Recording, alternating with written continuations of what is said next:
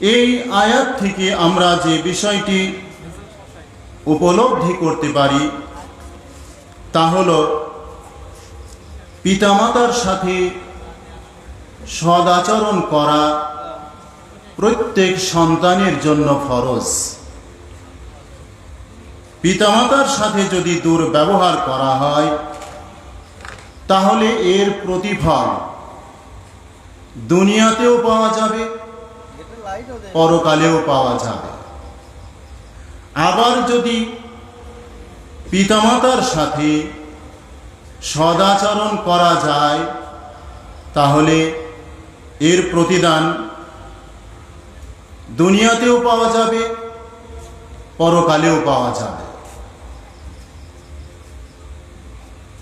আল্লাহ রাব্বুল আলামিন সন্তানদেরকে পিতামাতার সাথে এই ধরনের আচরণ করতে হবে তার একটি ধরন তুলে ধরেছেন। পিতামাতা কখনো কোনো অবস্থায় যদি এমন কিছু করে বসে যা সন্তানের জন্য কষ্টের কারণ হয়ে যায়, কিন্তু সন্তান তার এই কষ্টের কারণে তার চেহারার মধ্যে এমন কোনো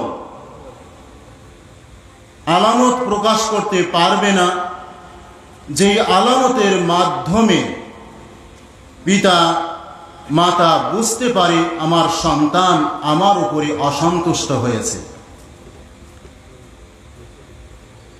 সন্তানকে সর্ব অবস্থায় পিতামাতার সাথে সন্তোষজনক কথা বলতে হবে, হাসি মুখে কথা বলতে হবে। কোনো আচরণে কষ্ট পেলে, বিরক্ত বোধ করলে সেখানেও সন্তানকে সহনশীলতার পরিচয় দিতে হবে এবং তাদের সাথে এমন কথা বলা যাবে না, আপনি এই কাজটি করতে পারলেন, এটা করলেন, এভাবে কথা বলা যাবে না।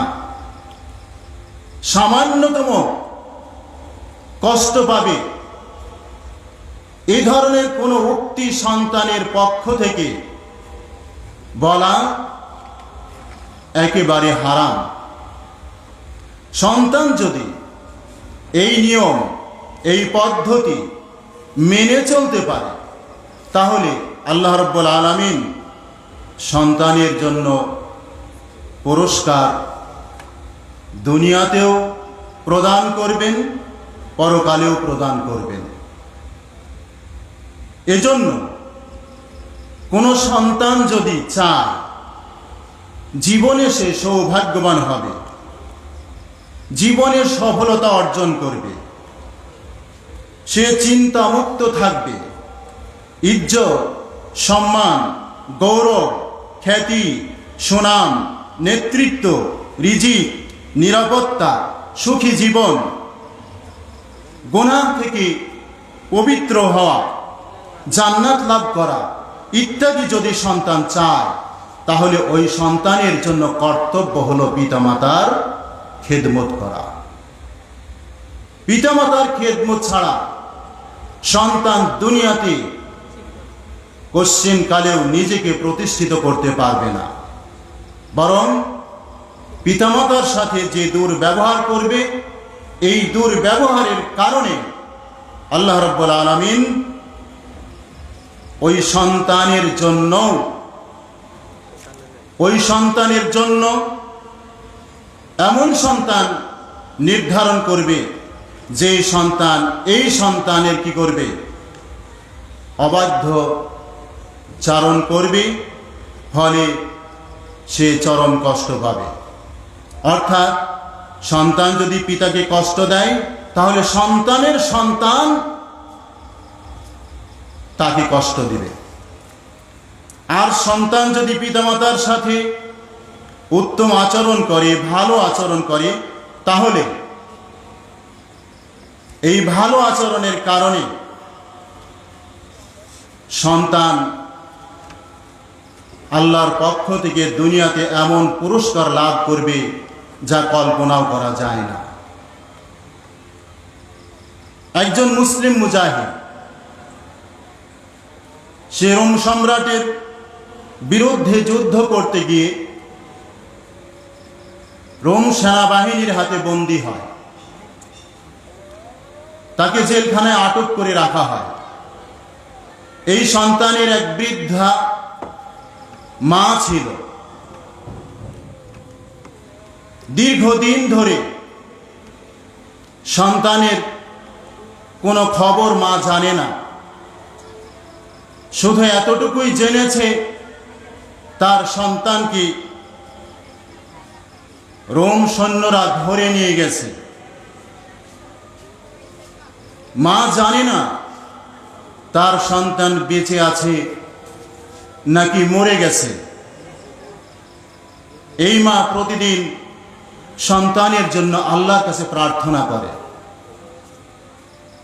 দোয়া করে, হে আল্লাহ, আমার সন্তানকে তুমি যেখানে রাখো, যেভাবেই রাখো, তুমি তাকে হেফাজত করিও। একদিন দুপুরের সময় এক প্লেট খাবার নিয়ে এই সন্তানের মা খেতে বসেছে। এমন সময় একজন ভিক্ষুক এসে বলল, আমি কয়েকদিন ধরে খানা খাইনি, আমাকে কিছু খাবার দিন। এই মা, সেও দরিদ্র, সামান্য কিছু খাবার তার ছিল, ওটা নিয়ে এসে বসেছে খাওয়ার জন্য। এবারে খাবারের প্লেটটি সে ভিক্ষুকের হাতে দিয়ে আল্লাহর কাছে প্রার্থনা করতে লাগলো, হে আল্লাহ, তুমি আমার সন্তানকে তুমি হেফাজত করো, আমার সন্তানকে তুমি মুক্ত করো। এভাবে সে প্রার্থনা করল। এদিকে ওই সন্তান রোমের জেলখানায় আটক। হঠাৎ করে তার হাত পায়ের বন্ধনগুলো খুলে গেল। জেলখানার যারা কর্তৃপক্ষ ছিল তারা তাকে আবার শক্ত রশি দিয়ে বাঁধল, কিন্তু বাঁধার পরে রশিগুলো একেবারে ছিঁড়ে ছিন্ন ভিন্ন হয়ে গেল। তারা তাকে আরো শক্ত রশি দিয়ে বাঁধল। এবারেও দেখা গেল রশিগুলো ছিঁড়ে ছিন্ন ভিন্ন হয়ে গেল। তারা হতভম্ব হয়ে গেল। এরকম দৃশ্য তো অতীতে তারা কখনো দেখেনি। এটা কেন হলো, কিভাবে হচ্ছে, এর কারণটা কি? তারা তাদের ধর্ম নেতা যারা আছে তাদের কাছে গেল। তারা বলল, ওই যুবককে নিয়ে আসো আমাদের কাছে। নিয়ে যাওয়া হলো। যুবককে জিজ্ঞেস করা হলো, তোমার কি মা জীবিত আছে?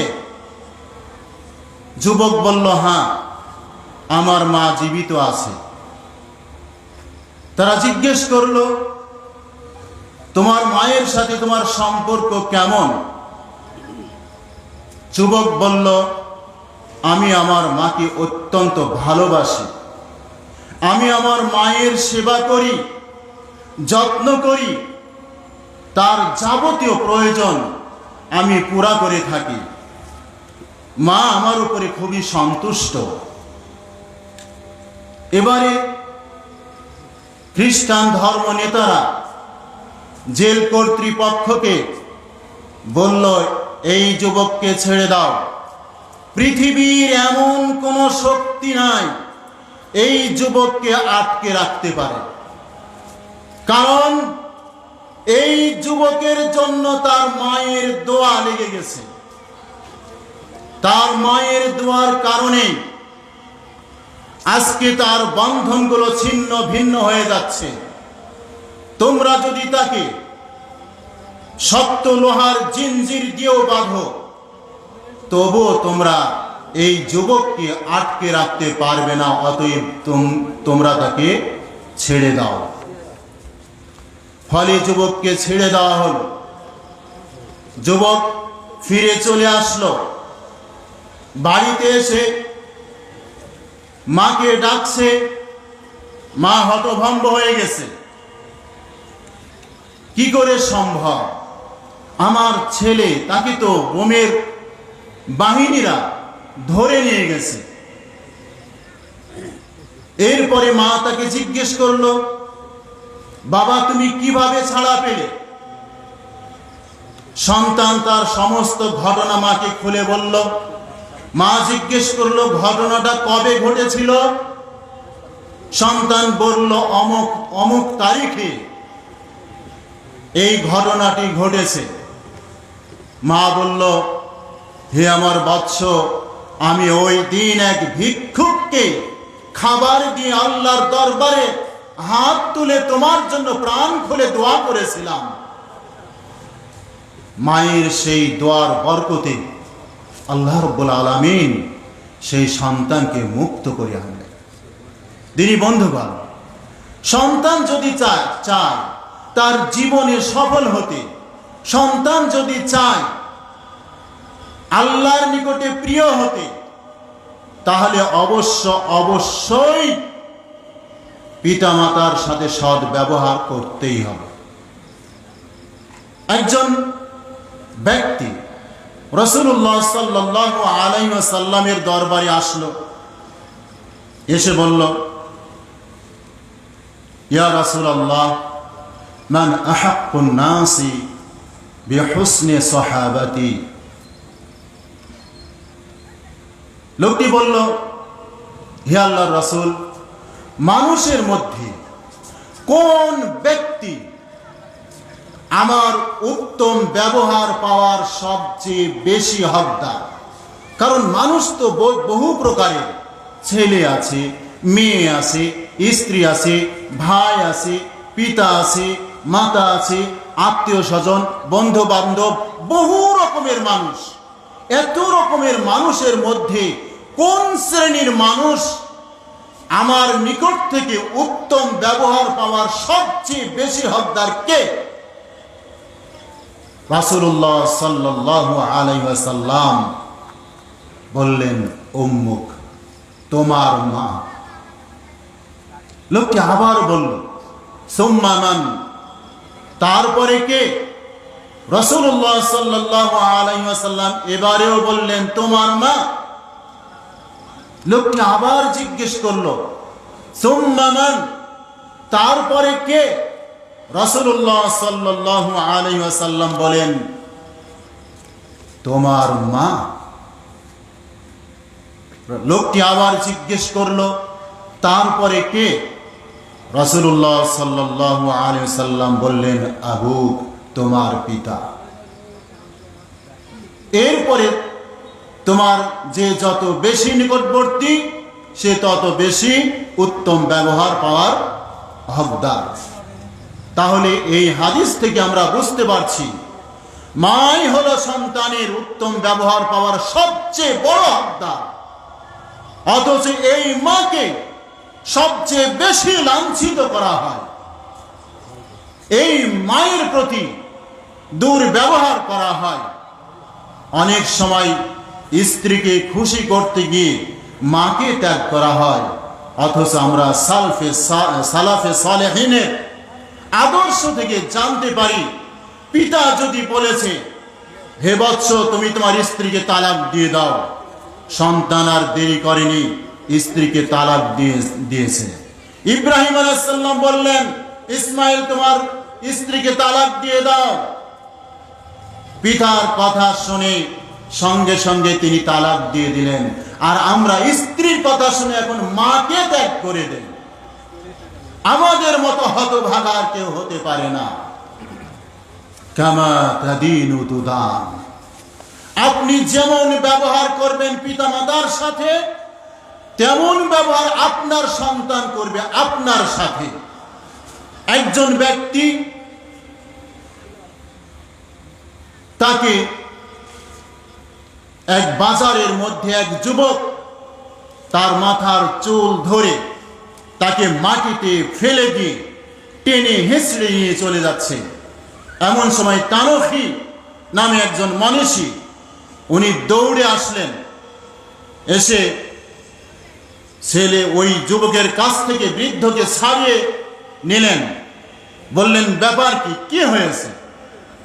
এবারে বৃদ্ধ বলছে, আপনি ওকে ছেড়ে দেন, ও আমার ছেলে, আমি আমার পিতার সাথে এরূপ আচরণই করেছিলাম ঠিক এই জায়গাতে, অতএব আমি আমার কর্মের ফল ভোগ করছি, অতএব আপনি তাকে বাধা দিবেন না, আমার ছেলে আমাকে যা করছে আপনি তা করতে দিন। দিনী বন্ধুগণ, আপনি যদি পিতামাতার সাথে ভালো ব্যবহার করেন, সদ আচরণ করেন, তাদের খেদমত করেন, তাদেরকে সন্তুষ্ট করতে পারেন, তাহলে আল্লাহ রাব্বুল আলামিন আপনার উপরে সন্তুষ্ট হয়ে যাবেন। আপনি যে দোয়া করবেন আল্লাহর নিকট আপনার দোয়া আল্লাহ কবুল করে নেবেন। কিন্তু আর যদি পিতামাতা আপনার আচরণে, আপনার ব্যবহারে অসন্তুষ্ট হয়ে যান, আল্লাহ আপনার প্রতি অসন্তুষ্ট হয়ে যাবেন। এজন্য সাবধান, পিতামাতার সাথে কোনো অবস্থাতেই দুর্ব্যবহার করা যাবে না। যারা পিতামাতার সাথে দুর্ব্যবহার করে, ওয়াল্লাহি মান আদরাকা আবাওয়াইহি আও আহাদাহুমা ইনদাল কিবারি ফালাম ইয়াবারহুমা ওয়াল মাহরুম ওয়াল মাতরুদ ওয়াল মারদুদ। যেই ব্যক্তি পিতামাতার দুজনকে অথবা দুজনের কোনো একজনকে পেল অথচ তাদের সাথে সদ্ব্যবহার করলো না, তাদের খেদমত করলো না, ওই ব্যক্তি হলো বঞ্চিত, ওই ব্যক্তি হতভাগা, ওই ব্যক্তি বিতাড়িত, ওই ব্যক্তি আল্লাহর নিকটে প্রত্যাখ্যাত ব্যক্তি। ওই ব্যক্তির জীবনে কোনো দিন সে সফলতার মুখ দেখবে না। দিনী বন্ধুগণ, এই জন্য সন্তানের উচিত হলো পিতামাতার সাথে সদাচরণ করা, কিন্তু সন্তানকে তো সেভাবেই গড়ে তুলতে হবে। আমরা যদি আমাদের সন্তানকে আদর্শবান করে গড়ে তুলতে না পারি, সে সন্তানের কাছ থেকে কিন্তু আমরা ভালো ব্যবহার আশা করতে পারি না। একটা আদর্শবান সন্তান, একটি নেক সন্তান আপনার জন্য দুনিয়ার সর্বশ্রেষ্ঠ সম্পদ। ইমাম আহমদ ইবনে হাম্বল রাহিমাহুল্লাহ ওই সময় বিশর আল হাফি নামে একজন দরবেশ ছিল, বিবাহ শাদী করেনি, পোশাক আশাক ব্যবহার করে না, এমনকি পায়ে জোতা পর্যন্ত দেয় না, খালি পায়ে হাঁটে। এই জন্য তার নাম পড়েছিল আল হাফি। এই বিশর আল হাফির দরবারে ইমাম আহমদের জ্ঞানের প্রশংসা হতে লাগলো। বিশর আল হাফি তখন বলল, হ্যাঁ, আল ইমাম আহমদ হুয়া হুয়া, ইমাম আহমদ, তার তুলনা তিনি, ইমাম আহমদের মতো এত বড় জ্ঞানী পণ্ডিত ব্যক্তি দ্বিতীয় আর কেউ তৎকালে ছিল না। কিন্তু উনি যদি বিয়ে না করতেন, সন্তান সন্ততি যদি না হতো, তাহলে কি হতো? তার পুরা জীবনটাই আল্লাহর ইবাদতে অতিবাহিত করতে পারত। কিন্তু এখন এই সকল ছোট ছোট বাচ্চার ভরণ পোষণ জোগাড় করতে গিয়ে আল্লাহর ইবাদত ঠিক মতো করতে পারছে না। এজন্য বিয়ে করাটা তার ভুল হয়ে গেছে। কথাটি ইমাম আহমদের কানে পৌঁছল। ইমাম আহমদ তখন লোকদেরকে বললেন, আপনারা বিশরকে গিয়ে বলুন যে আপনি সারা বছর ধরে যে ইবাদত করেন, ওই ইবাদতের মাধ্যমে আল্লাহকে আপনি যতটুকু সন্তুষ্ট করতে পারেন না, আমার ছোট্ট একটি বাচ্চা এক টুকরো রুটির জন্য যদি আমার পিছনে পিছনে কাঁদে আর বলে এক টুকরো রুটি দাও, আমার ওই সন্তানের কান্না, একবারের কান্না আপনার এক বছরের ইবাদতের চেয়েও আল্লাহর নিকটে প্রিয়। অতএব আপনি বলছেন আমি বিয়ে করে ভুল করেছি, বরং আপনি বিয়ে না করে ভুল করেছেন। আপনি মরে যাবেন, আপনার জন্য দোয়া করারও তো কেউ থাকবে না, হাত তুলে প্রার্থনা করারও কেউ থাকবে না। আপনি কি রেখে যাচ্ছেন পিছনে? সন্তানকে যদি আদর্শবান করে গড়ে তোলা যায়, এই সন্তান আপনি বেঁচে থাকতে আপনার খেদমত করবে, আপনার সেবা করবে, আপনার আনুগত্য করবে। আপনি মারা যাবেন, মারা যাওয়ার পরে আল্লাহর দরবারে হাত তুলে বলবে, রব্বির হামহুমা কামা রব্বায়ানি সগীরা। হে আমার প্রতিপালক, আমার পিতামাতার উপরে সেভাবে অনুগ্রহ করুন যেইভাবে আমার পিতামাতা আমার শিশু অবস্থায় আমার উপরে অনুগ্রহ করেছিলেন, দয়া করেছিলেন, স্নেহ মমতা ভালোবাসা দিয়ে আমাকে মানুষ করে গড়ে তুলেছিলেন। কিন্তু আপনার যদি আদর্শ সন্তান না থাকে, সৎ সন্তান না থাকে, নেক সন্তান না থাকে, ও তো আপনাকে কবর দিয়ে এসে দেখবে আপনার সম্পদ কোথায় আছে, এটার হিসাব হবে। এরপরে 2-4 দিন হয়তো স্মরণ করবে, তারপরে মৃত্যু পর্যন্ত আপনার কথা আপনার সন্তান আর কখনো স্মরণ করবে না। এই জন্য সন্তানকে গড়ে তুলতে হবে আদর্শ সন্তান হিসাবে। আর আদর্শ সন্তান গড়ার কারখানাই হলো দ্বীনি প্রতিষ্ঠান, মাদ্রাসা। এখন এটা মানুষের কাছে দিবালোকের মতো পরিষ্কার হয়ে গেছে। মাদ্রাসার শিক্ষা ছাড়া সন্তানদেরকে মানুষ করা সম্ভব নয়। এই জন্য আপনারা আপনাদের ছেলে মেয়েদেরকে মাদ্রাসায় দিন, আদর্শ সন্তান গড়ে তুলুন। যে সন্তান আপনার জিন্দা অবস্থায়, জীবিত অবস্থায় আপনার খেদমত করবে, আপনার আনুগত্য করবে, আপনার সাথে ভালো ব্যবহার করবে, মারা যাবেন, মারা যাওয়ার পরে আপনাকে স্মরণ করবে, হাত তুলে আল্লাহর দরবারে কাঁদবে আপনাকে ক্ষমা করার জন্য, আপনাকে জান্নাতুল ফেরদাউস দেওয়ার জন্য। দিনী বন্ধুগণ, এই কারণে সাহাবায়ে কেরামগণ, আইম্মায়ে মুস্তাহিদিনগণ, তারা পিতামাতার সেবা করতেন সবচাইতে বেশি। সব কিছুর উপরে পিতামাতার সেবাকে প্রাধান্য দিতেন। তার মধ্যে একজন মনীষী হুজুর ইবনু আদি, তার একজন মা ছিল। মা অন্ধ, চোখে ভালো মতো দেখে না, একেবারে বৃদ্ধা হয়ে গেছে। ওয়াকানা ইউজিলু আনহা আল আযা। এই হুজুর ইবনু আদি এই মায়ের ময়লা আবর্জনা সব পরিষ্কার করে দিতেন, তার কাপড় চোপড় ধুয়ে দিতেন। মায়ের সামান্য কষ্ট হোক এমন কোনো বস্তু দেখলে ওটাকে আগে সরিয়ে দিতেন। ওয়া কানা ফিস সাফা ইয়াহমিলুহা আলা কাতিফাইহি। যখন এই হুজুর ইবনে আদি সফরে যেতেন, তার মাকে দেখার কেউ ছিল না, এই জন্য মাকে কাঁধে করে নিয়ে সফর করতেন। কোথাও রাত্রি হলে শোয়ার সময় মায়ের জন্য বিছানা বিছিয়ে দিতেন। বিছানা বিছিয়ে দেওয়ার পর নিজের শরীরের জামা খুলে ফেলতেন। খুলে ফেলে ওই বিছানার উপরে নিজে গড়াগড়ি করতেন। দেখতেন এই বিছানার কোথাও কোনো কঙ্কর আছে কিনা, কোনো কাঁটা আছে কিনা।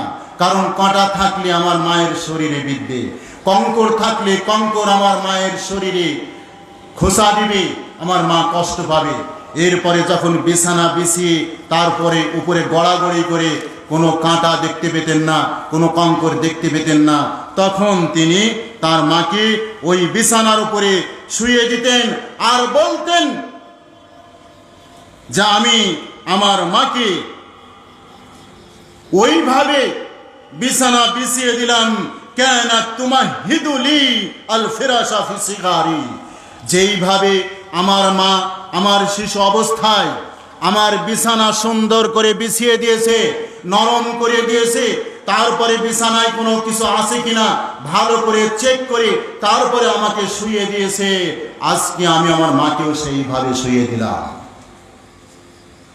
আমি আমার মাকেও সেইভাবে শুইয়ে দিলাম। এ হলো তাদের আদর্শ। মায়ের কোনো কষ্ট তারা কখনো সইতে পারেননি। এরপরে আলী ইবনু হুসাইন রাহিমাহুল্লাহ, তিনি তার এই ঘটনাটা জাকারা ইবনু শিহাব আজ-জুহরি, ইবনু শিহাব জুহরি এই ঘটনাটি নিয়ে আসেন। তিনি বলেন, কানা লা ইয়াকুলু মা উম্মিহি আলা মাইদা। এই হুসাইন আলী ইবনু হুসাইন রাহিমাহুল্লাহ এক দস্তরখানায় তার মায়ের সাথে খেতেন না।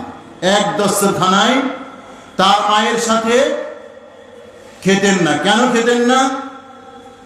কারণ হলো যে ওই দস্তরখানায় বিভিন্ন ধরনের খাবার থাকে। তিনি চিন্তা করলেন, আমি যদি একটা খাবার তুলে নিই, একটা লুকমা তুলে নিই, আর ওই লুকমাটা যদি আমার মা পছন্দ করে, ওটা যদি খেতে চায়, আর আমি যদি তার আগেই ওটা তুলে নিয়ে ফেলি, তাহলে এটা তো উকুকুল হয়ে গেল, মায়ের অবাধ্যতা হয়ে গেল, আমি মাকে কষ্ট দিলাম। এই জন্য আমি মায়ের সাথে এক দস্তরখানায় খেতাম না যতক্ষণ মায়ের খাওয়া শেষ না হতো। মা ইচ্ছা মতো পছন্দ মতো খাওয়া শেষ করলে তারপরে তার ফেলে রাখা খাবারগুলো আমি নিজে খেতাম। আমরা কি করি? আমরা নিজের স্ত্রী, নিজের ছেলে মেয়ে নিয়ে ভালো খাবারগুলো খেয়ে উচ্ছিষ্ট যেগুলো থাকে ওগুলো বাবা মার কাছে পাঠিয়ে দেয়, তাই না? এটাই মায়ের খেদমত। কোশ্চেন কালেও নয়, মাকে বাবাকে সবার আগে দিতে হবে। আপনার কাছে একটা বস্তু আছে, একজনকে দিতে পারবেন। আপনার ছেলে আছে, আপনার মেয়ে আছে, আপনার স্ত্রী আছে, আপনার মা আছে, কিন্তু দেওয়া যাবে একজনকে। আপনি কাকে দিবেন? ওই বস্তুটা দিতে হবে আপনার মাকে, আপনার স্ত্রীকেও নয়, আপনার ছেলেকেও নয়, আপনার মেয়েকেও নয়, কাউকে নয়, দিবেন শুধু আপনার মাকে। এরপরে যদি দ্বিতীয় বস্তু থাকে তবেই তাদেরকে দিবেন। এমনি ভাবে প্রত্যেকটি ক্ষেত্রে মাকে প্রাধান্য দিতে হবে, পিতাকে প্রাধান্য দিতে হবে। এটা যদি করতে পারেন, আল্লাহর রহমত বৃষ্টির মতো আপনার উপরে ঝরতে থাকবে।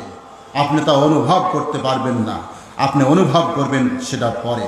দিনী বন্ধুগণ, সাহাবায়ে কেরামগণ আল্লাহর রহমত পাওয়ার জন্য মায়ের সেবা করতেন এমন ভাবে যে কোনো ধরনের একটু কষ্ট পায় এটাও তারা বরদাস্ত করতে পারতেন না।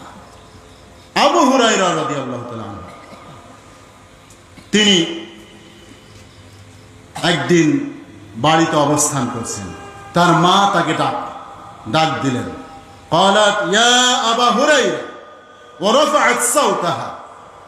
তার মা একটু উচ্চ আওয়াজে আবু হুরায়রা রাদিয়াল্লাহু তাআলা আনহুকে ডাক দিলেন। ফাকালা লাহা লাব্বাইকি ইয়া।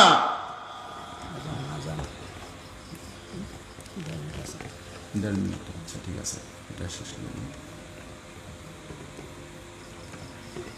মা যখন উচ্চ আওয়াজে আবু হুরায়রাকে ডাক দিলেন, আবু হুরায়রা তখন বললেন, লাব্বাইকি, আমি উপস্থিত আছি। সুম্মা শাউরা আবু হুরায়রা ইন্না সাউতাহু আরফাউ মিন সাউতিহা কালিলান। আবু হুরায়রা অনুভব করলেন, আমার আওয়াজটা যেন মায়ের আওয়াজের চেয়ে একটু বেশি হয়ে গেল, একটু বেশি হয়ে গেল। মা আমাকে জোরে ডেকেছে, আমিও তার এই জোরে আওয়াজের সাথে তাল মিলিয়ে জবাবটা দিয়েছি একটু জোরে। এই একটু জোরে আওয়াজ হওয়ার কারণে তিনি কি করলেন? ফাজালাসা ইস্তাগফিরু, ওখানেই বসে পড়লেন, আল্লাহর নিকটে ক্ষমা চাইতে লাগলেন। হে আল্লাহ, তুমি আমাকে ক্ষমা করো, আমার আওয়াজটা আমার মায়ের আওয়াজের চাইতে বেশি হয়ে গেছে, আমার আওয়াজ আমার মায়ের আওয়াজের চেয়ে বেশি হয়ে গেছে। এতেও তিনি থামলেন না।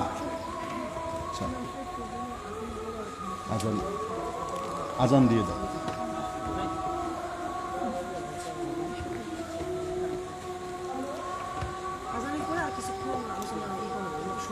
আচ্ছা ঠিক আছে, আজানটা দিয়ে দাও।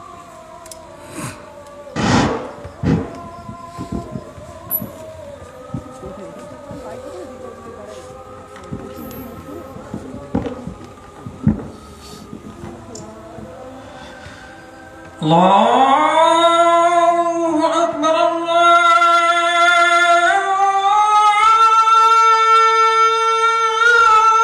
আকবার, আল্লাহু আকবার,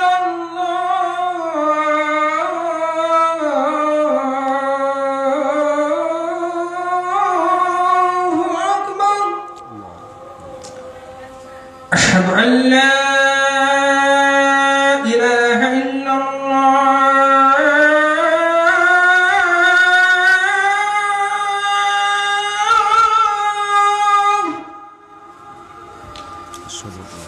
আশহাদু আন লা ইলাহা ইল্লাল্লাহ,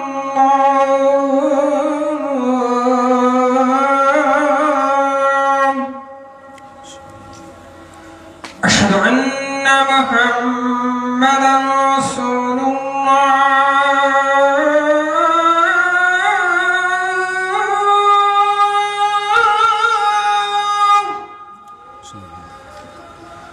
আশহাদু আন্না মুহাম্মাদান রাসূলুল্লাহ।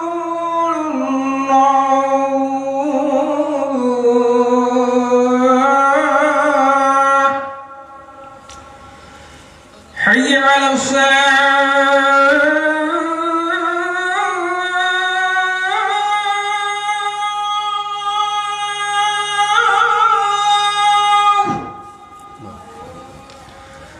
حي على الصلاة،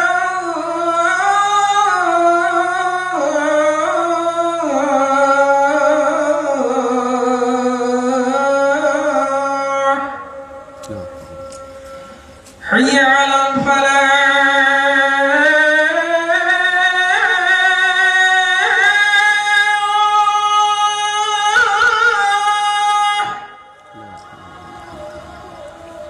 حي على الفلاح.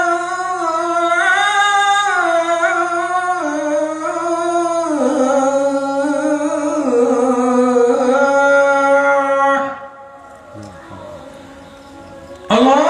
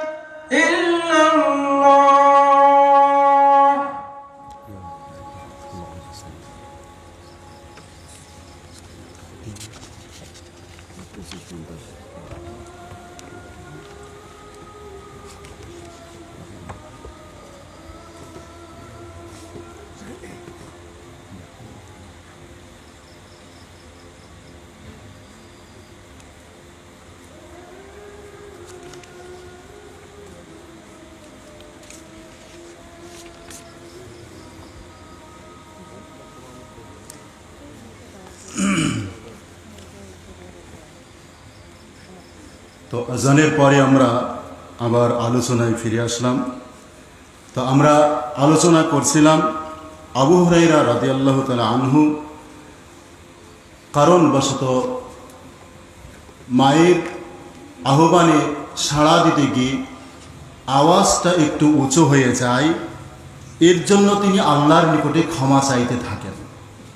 তিনি ভয় পেয়ে যান যে আমার আওয়াজটা মায়ের আওয়াজের চেয়ে উঁচু হয়ে গেল, না জানি এর জন্য কোনো গজব, কোনো আযাব আমার উপরে আসে কিনা। তাই তিনি ক্ষান্ত হতে পারলেন না। তিনি বাজারে চলে গেলেন। ওয়াশতারা আবদাইনি মামলুকাইন, তিনি দুটি গোলাম খরিদ করলেন। সুম্মা আতাকাহুমা লিওয়াজহিল্লাহি তাওবাতাল লিহাদিহিল মাআসিয়া, তিনি দুই গোলামকে মুক্ত করে দিলেন, আজাদ করে দিলেন এই অপরাধের কারণে আল্লাহর সন্তুষ্টি লাভের আশা মায়ের সাথে একটু উচ্চ গলায় কথা বলেছেন। সেই উচ্চ গলাটা কতটুকু? সামান্য একটু বেশি। সেটাও তাদের কাছে বড় অপরাধ বলে মনে হলো। তাই এই অপরাধ থেকে বাঁচার জন্য আল্লাহর কাছে ক্ষমা চাইতে থাকলেন। শুধু ক্ষমা চেয়েই তিনি বসে থাকলেন না, বাজারে গেলেন, দুটি গোলাম খরিদ করে আজাদ করে দিলেন, যাতে আল্লাহ তাকে মাফ করে দেন। আর আমরা আমাদের পিতামাতার সাথে কি ধরনের ব্যবহার করি? তাদেরকে গালমন্দ করি, মারপিট করি, এমনকি হত্যা করে ফেলি। এ হলো আমাদের অবস্থা। দিনী বন্ধুগণ, আবু হুরায়রা তিনি ছিলেন মায়ের ভক্ত, মায়ের খেদমতকারী। তিনি যখনই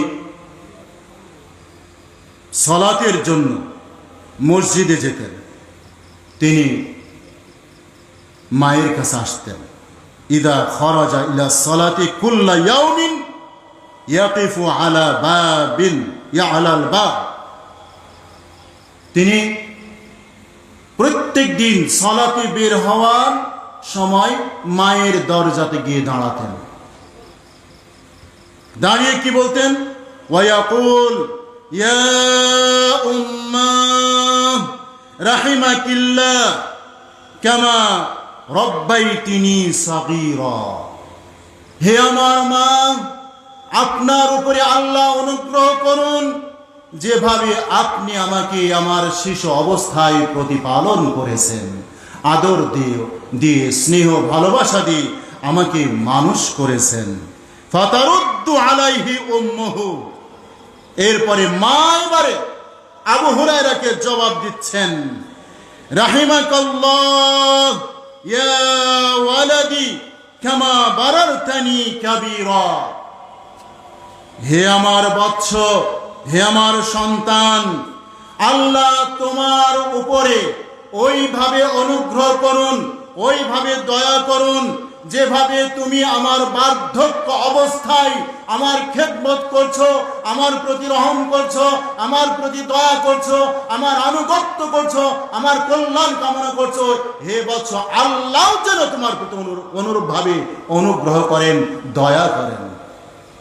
যিনি বন্ধুরা, আবু হুরায়রা রাদিয়াল্লাহু তাআলা আনহু মায়ের কাছ থেকে এই দোয়াটি যতক্ষণ পর্যন্ত না শুনতেন, ওই দরজা থেকে তিনি সরতেন না। মায়ের কাছ থেকে দোয়া নিয়ে তারপরে বের হতেন। আমরা কি করি? কোনোদিন মায়ের কাছ থেকে দোয়া নিয়েছি? মসজিদে যাওয়ার সময় তো দূরের কথা, কোনো সফরে গেলে 2, 4, 10 দিন, 1 মাসের জন্য যদি সফরে যায়, তাও মায়ের কাছে যায় না, বাবার কাছে যায় না। বাবা, মা, আমি তো অমুক জায়গায় যাচ্ছি, দোয়া কর। দোয়ার প্রয়োজনই বোধ করি না আমরা, কারণ পিতামাতার খেদমতের মধ্যে কি কল্যাণ, কি মঙ্গল, সেই অনুভূতিটা আমরা হারিয়ে ফেলেছি, যার কারণে আমাদের অবস্থা করুণ হয়ে গেছে।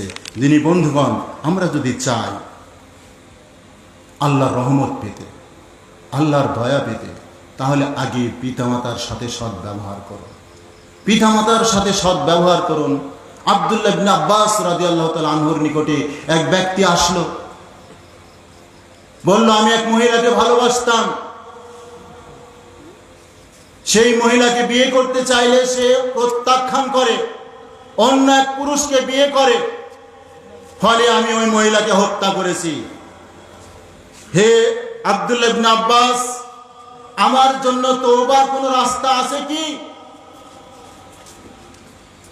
আব্দুল্লাহ ইবনে আব্বাস তাকে বললেন, উম্মুকা হাইয়া, তোমার মা কি জীবিত আছে? তোমার মা বেঁচে আছে কি? লোকটি বলল, না। আব্দুল্লাহ ইবনে আব্বাস তখন বললেন, ইস্তাগফির আনতা ওয়াতুব ইলা আল্লাহ। তুমি নিজে এখন আল্লাহর কাছে ক্ষমা চাও, তার কাছে তওবা করো। আল্লাহ ক্ষমা করতেও পারেন।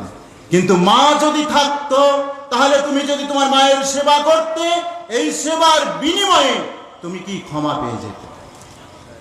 ওখানে আতা ইবনে রাবাহ, আব্দুল্লাহ ইবনে আব্বাসের ছাত্র, উনি উপস্থিত। উনি বলছেন, হে আব্দুল্লাহ ইবনে আব্বাস, লোকটা আপনাকে জিজ্ঞেস করছে তওবার উপায় কি, আপনি তাকে তার মায়ের কথা জিজ্ঞেস করছেন। মায়ের সাথে তার তওবার সম্পর্ক কি? মায়ের সাথে তওবার সম্পর্ক কি? আব্দুল্লাহ ইবনে আব্বাস বলছেন, ওয়াইহাক ইয়া আতা, আতা তোমার ধ্বংস হোক। উনি বলছেন, লা আ'লামু আমালান আহাব্বু ইলাল্লাহি মিন বিররিল ওয়ালিদা। আল্লাহর নিকটে মায়ের খেদমতের চেয়ে আল্লাহর নিকটে প্রিয় আমল আর কোনটা আছে বলে আমি জানি না। আমি যতটুকু জানি, মায়ের খেদমত করাই হলো আল্লাহর নিকটে সবচাইতে প্রিয় আমল। আমরা কি করি? মায়ের খেদমত করি, আমাদের কপাল পুড়ে গেছে। এজন্য যাদের মা বাবা এখনো জীবিত আছে, তাদের কর্তব্য হলো, যদি মা বাবাকে কষ্ট দিয়ে থাকেন তাহলে মা বাবার কাছে গিয়ে ক্ষমা চেয়ে নিন। আপনার ভাগ্য খুলে যাবে, আপনার ভাগ্য খুলে যাবে। মা বাবা হলো জান্নাতের দরজা, মা বাবা হলো জান্নাতের চাবি, মা বাবা হলো জান্নাতের রাস্তা। জান্নাতের রাস্তায় যেতে হলে মা বাবার খেদমতের মাধ্যমে যেতে হবে। জান্নাতের দরজায় প্রবেশ করতে হলে মা বাবার খেদমতের মাধ্যমে প্রবেশ করতে হবে, নচেত সম্ভব নয়। অতএব পিতামাতার খেদমত করুন। পিতামাতার খেদমত করলেই আপনি আল্লাহর সন্তুষ্টি লাভ করতে পারবেন। আর আল্লাহর সন্তুষ্টি যদি আপনি লাভ করতে পারেন, তাহলে আপনি দুনিয়ার সব লাভ করবেন। এই জন্যই সময় আছে,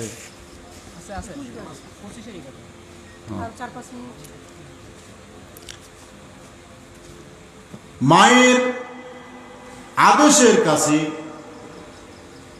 সমস্ত কাজকর্মকে তারা নগণ্য মনে করতেন।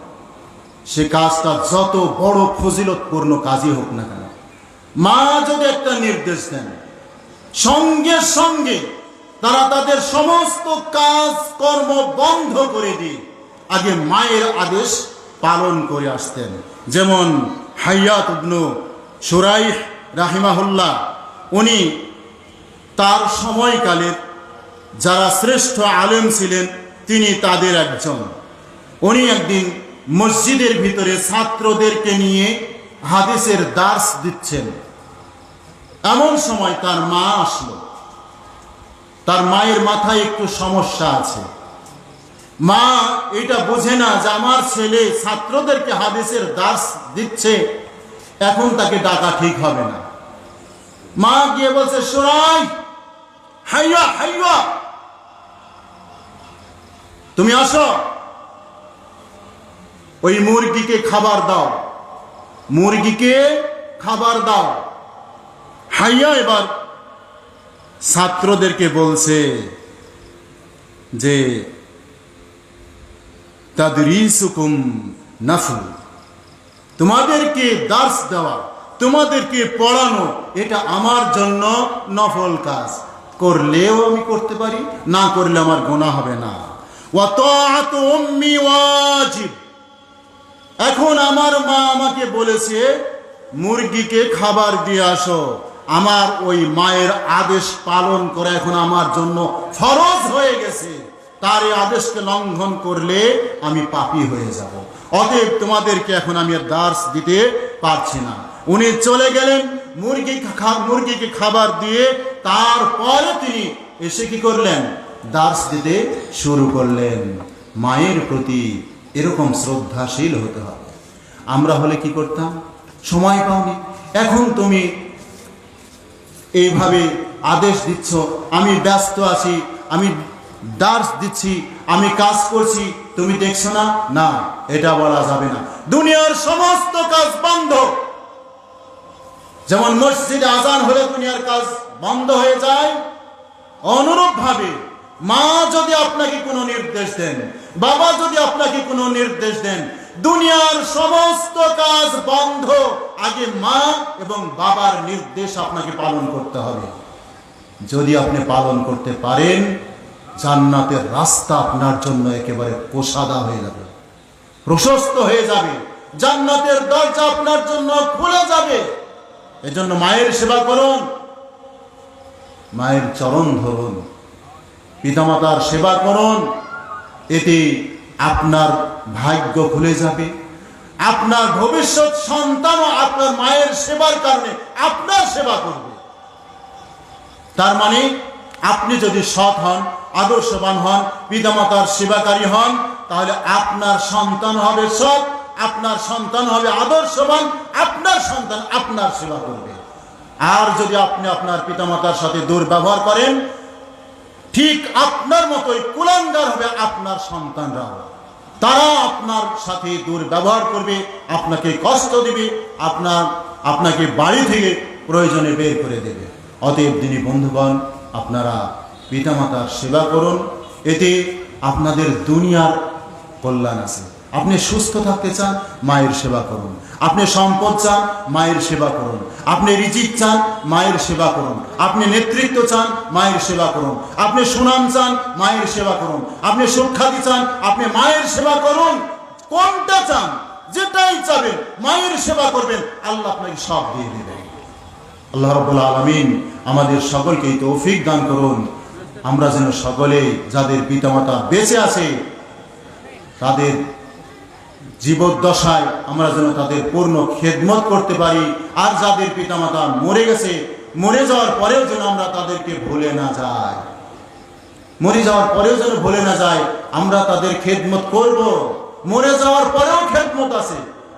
আপনার হয়তো মনে করবেন, মরে যাওয়ার পরে খেদমত কিভাবে হয়? মরে যাওয়ার পরে খেদমত হয় দুই ভাবে। এক, সরাসরি আল্লাহর নিকটে হাত তুলে পিতামাতার জন্য দোয়া করুন, এটা হলো সর্বশ্রেষ্ঠ পন্থা। আর দুই নম্বর পন্থা হলো পিতামাতার জন্য আল্লাহ রাস্তায় দান করুন, সাদকা করুন। মসজিদ, মাদ্রাসা, ঈদগাহ, দ্বীনি প্রতিষ্ঠানে দান করুন। এখানে দান করলে হবে কি? এটা হবে সাদকায়ে জারিয়া। আপনি মসজিদে দান করবেন আপনার মায়ের নামে, ওই মসজিদে যত মুসল্লি সালাত আদায় করবে, ওই সমস্ত মুসল্লিদের সমান সওয়াব আপনার মায়ের আমলনামাতে লেখা হবে, আপনার পিতার আমলনামাতে লেখা হবে। স্ত্রীর নামে দান করবেন, আপনার স্ত্রীর আমলনামাতে লেখা হবে। মেয়ে যদি তার স্বামীর নামে দান করে, তার স্বামীর আমলনামায় লেখা হবে। এই জন্য বেশি বেশি করে দান করতে হবে। যারা মরে গেছে তাদেরকে ভুলে গেলে চলবে না। আর এই জন্য জরুরি কর্তব্য হলো আমাদের সন্তানদেরকে আদর্শবান করে গড়ে তোলা। আমরা আমাদের সন্তানদেরকে দ্বীনি প্রতিষ্ঠানে পড়াবো, মাদ্রাসায় তাদেরকে শিক্ষা দেব, আদর্শবান করে গড়ে দেব। আমরা যেভাবে পিতামাতার জন্য দোয়া করব, ওই সন্তানরা ঠিক আমাদের জন্য দোয়া করবে, আমাদের জন্য আল্লাহর রাস্তায় ব্যয় করবে। আল্লাহ রাব্বুল আলামিন আমাদের সকলকেই তৌফিক দান করুন, আমরা যেন সকলেই পিতামাতার সেবা করতে পারি এবং এর মাধ্যমে আমরা যেন আল্লাহর সন্তুষ্টি অর্জন করতে পারি। আল্লাহ রাব্বুল আলামিন আমাদেরকে সেই তৌফিক দান করুন, আমিন।